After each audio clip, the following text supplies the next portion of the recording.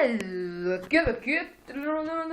bom, galera, dessa vez eu tô usando mais um vlog 2.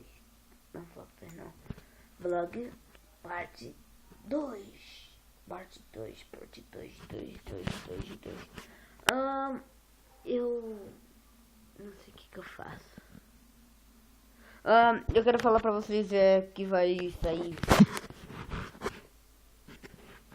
Eu tô muito feliz porque vai sair vídeo essa semana toda a semana, todo dia vídeo essa semana.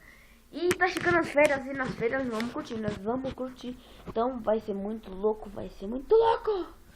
porque eu vou criar várias coisas, porque chegando as férias e nós vamos fazer tudo que a gente puder.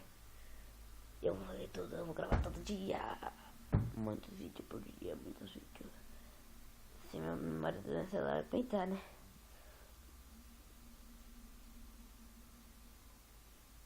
Vamos fazer o quê? Vamos...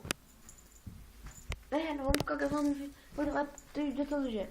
Se vocês quiserem alguma coisa, é só colocar aí na descrição. Quer dizer, nos comentários que eu faço qualquer coisa. Vou colocar aí nos comentários.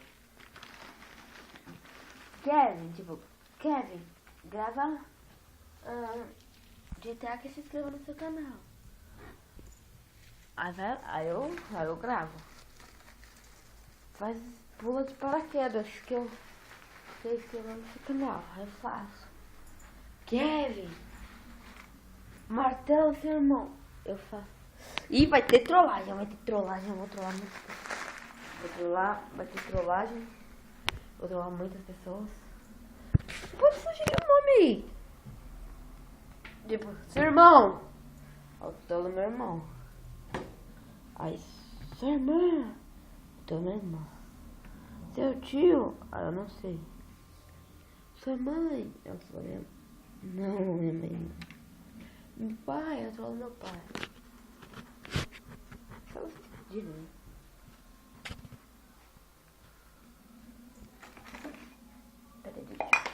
Água. Mamão.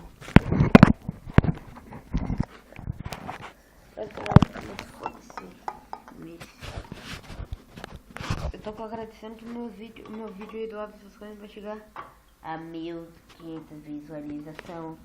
Eu tenho que ser rapidinho e vai. Aí, beber aguinha.